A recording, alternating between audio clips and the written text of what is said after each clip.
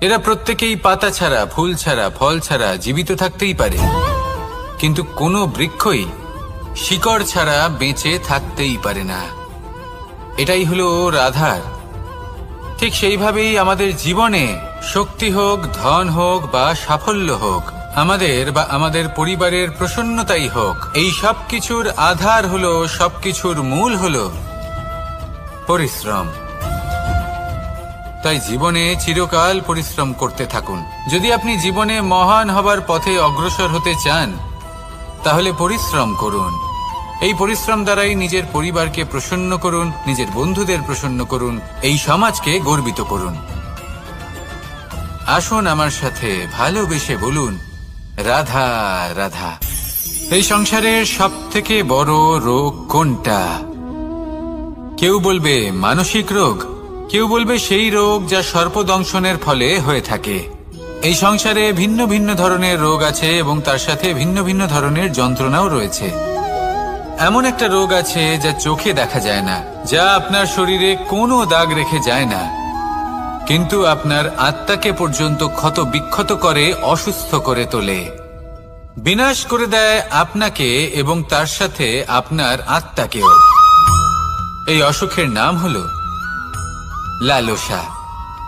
লালসা, যে কর্ম সাধন করেছেন তার থেকে বেশি ফল লাভ করার আশা। লালসা, যা আজ আছে তার থেকে অনেক বেশি লাভ করার ইচ্ছে। এই ইচ্ছে এই সংসারে সবার থেকে এগিয়ে থাকার আপনাকে প্রেরণা যোগাবে, কিন্তু তার জন্য আপনাকে অপরাধযোগ্য কাজ করতে উৎসাহিত করবে। আপনার বন্ধু, আপনার আত্মীয়, আপনার পরিবার, এই সবার থেকে আপনি কখন দূরে চলে যাবেন আপনি বুঝতেই পারবেন না। উচিত অনুচিত কোনটা, ধর্ম অধর্ম কোনটা, সব ভুলে যাবেন আপনি। সেই জন্য মনে রাখবেন, নিজের জীবনে যদি আপনি লালসার থেকে নিজেকে দূরে রাখতে পারেন, তাহলে এর অর্থ হলো যে আপনি এই সংসারের সব থেকে বড় অসুখের ওপর বিজয় লাভ করেছেন। আসুন আমার সাথে ভালোবেসে বলুন, রাধা রাধা। এই সাগর কত বিশাল আকার, কখনো শান্ত কখনো উত্তাল, কিন্তু এই সাগরকে এত মহান কে করে তুলল? জল। এবার এই জলের যাত্রা দেখুন, সেটা কতটা কঠিন। এই জল সাগরে থাকে, সূর্য ওকে এতটা উত্তপ্ত করে তোলে যে এই জল নিজের অস্তিত্ব হারিয়ে ফেলে এবং বাষ্পে পরিণত হয়ে হাওয়ায় মিলিয়ে যায়। তারপরে আকাশে যায় আর নিজের অস্তিত্ব আবার হারিয়ে ফেলে, মেঘে পরিণত হয়। তারপর এই মেঘ কোথাও গিয়ে কোনো পর্বতে ধাক্কা খায়, তারপর আবার এই জল নিজের অস্তিত্ব হারায়।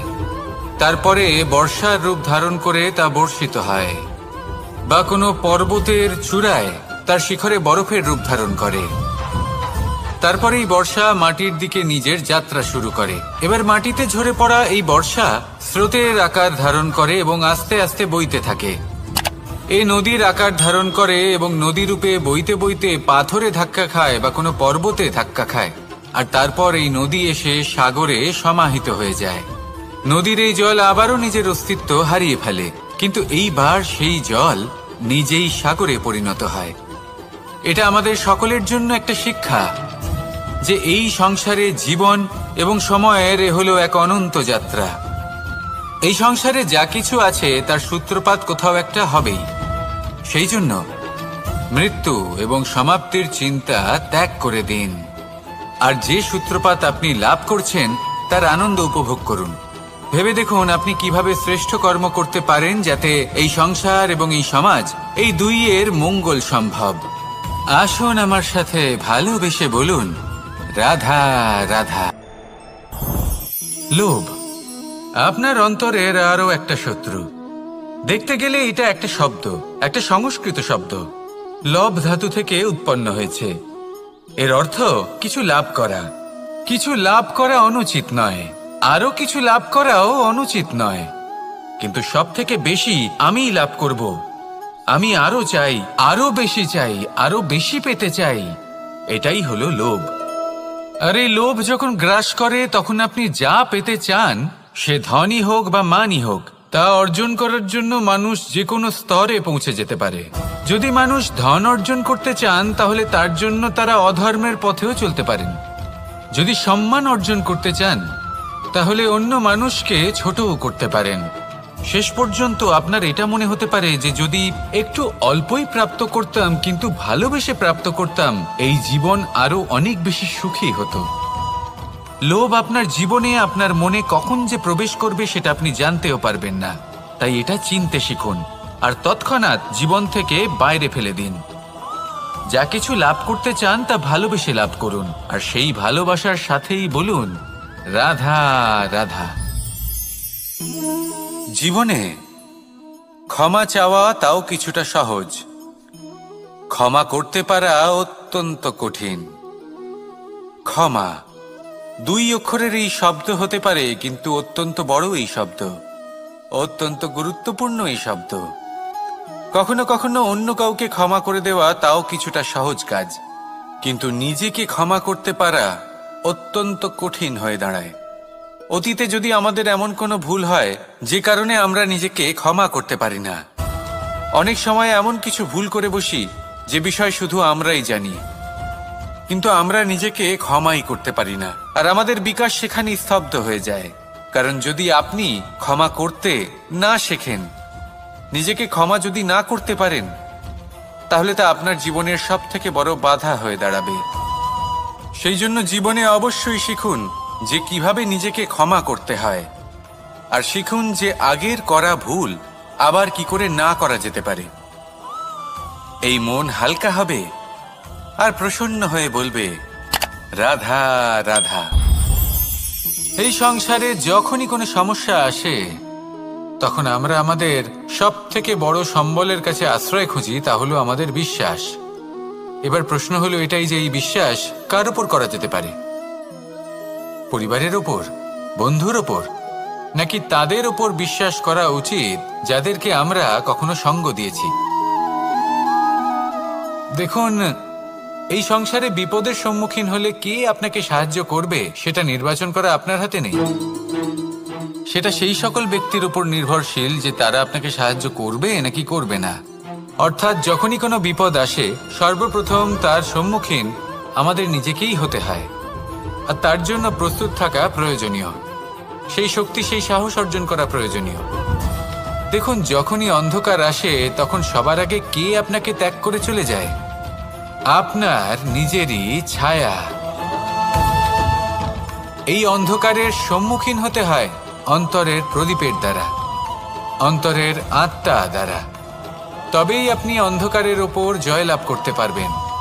সেই জন্য যে বিপদই আসুক না কেন, নিজেকে তার জন্য প্রস্তুত রাখা উচিত। সেই সাহস নিয়ে আসুন। এমন কোনো বিপদ নেই যা আপনাকে ভেঙে দিতে পারে।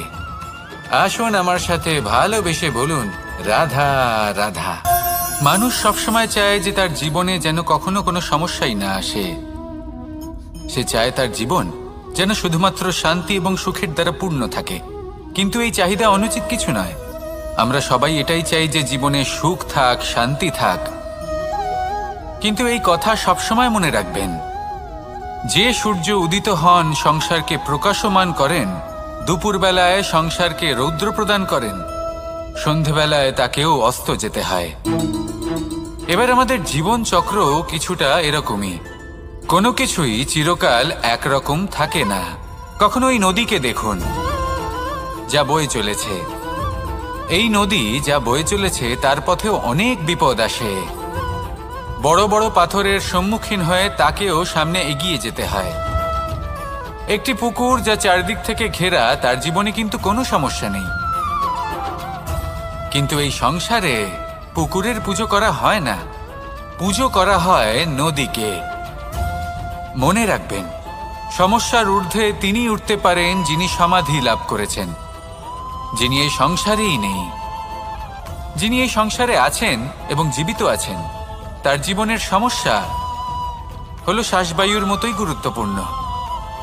আসুন আমার সাথে ভালোবেসে বলুন রাধা রাধা। আজ আমি আপনাকে একটা ছোট্ট কাহিনী শোনাবো। একবার আমি, রাধা আর দাদা আমরা তিনজনে মিলে লুকিয়ে একটা উপবনে গেলাম আম পেড়ে খেতে। অনেক পরিশ্রম করে আমরা ওখানে পৌঁছলাম আর আমরা আশ্চর্যচকিত হয়ে গেলাম এটা দেখে যে এবার তো আম পাকেইনি। এবার দাদা কি করলেন, একটা আম পাড়লেন আর সেটা চাখলেন, আর উনি নিরাশ হয়ে পড়লেন। উনি বললেন যে এটা তো খুবই টক। তারপর রাধা একটা আম পাড়লো আর সেটা চেখে দেখলো, আর রাধা উৎসাহিত হয়ে পড়ল। আমি রাধাকে জিজ্ঞেস করলাম, কি হয়েছে, তুমি এত উৎসাহিত কেন? তখন রাধা বলল যে এবার এত বেশি টক আম হয়েছে যে এগুলো দিয়ে আমরা আচার বানাবো। তাহলে দাদা ওখান থেকে বেরিয়ে গেলেন নিরাশ হয়ে এবং খালি হাতে। রাধাও ওখান থেকে বেরিয়ে গেল কিন্তু উৎসাহিত হয়ে, আর অনেকগুলো কাঁচা আম সাথে নিয়ে। এর থেকে আমরা কি শিক্ষা পেতে পারি? যে প্রত্যেকটা স্থানে এমন কিছু রয়েছে যেখান থেকে আমরা কিছু একটা শিক্ষা লাভ করতে পারি, যা আমাদেরকে বিকাশের পথে নিয়ে যেতে পারে। এই শিক্ষা প্রত্যেক স্থানে আছে। সবকিছু আমাদের দৃষ্টিভঙ্গির উপর নির্ভর করছে। যখনই আমাদের জীবনে, আমাদের সম্পর্কে কোনো সমস্যা, কোনো বিপদ আসে, তখন বেশিরভাগ মানুষ সেই বিষয় নিয়ে দুঃখী হয়ে পড়েন। আর কিছু মানুষ এমনও থাকেন যারা শেষ পর্যন্ত তার সমাধান করেন, বিপদকে পরাজিত করেন, সম্পর্কগুলিকে আবার জুড়ে দেন। যদি আপনি সুখের খোঁজ করেন তাহলে আপনি সুখ অবশ্যই পাবেন, প্রসন্নতা অবশ্যই পাবেন। যদি আপনি দুঃখ খোঁজেন তাহলে দুঃখ অবশ্যই পাবেন। এবার আপনি কি খুঁজতে চান, সেই চয়ন আপনারই। আসুন আর আমার সাথে ভালোবেসে বলুন, রাধা রাধা। কখনো কোনো প্রজাপতিকে উড়তে দেখেছেন? কি সুন্দর উড়ে বেড়ায় সে, এক ফুল থেকে অন্য ফুলে, এক পাতা থেকে অন্য পাতার ওপর। কিন্তু সে কিভাবে উড়তে শেখে কখনো ভেবেছেন? জন্ম থেকেই কিন্তু প্রজাপতির ডানা থাকে না। ও কিন্তু ছোট্ট একটা ডিমের আকারে জন্ম লাভ করে।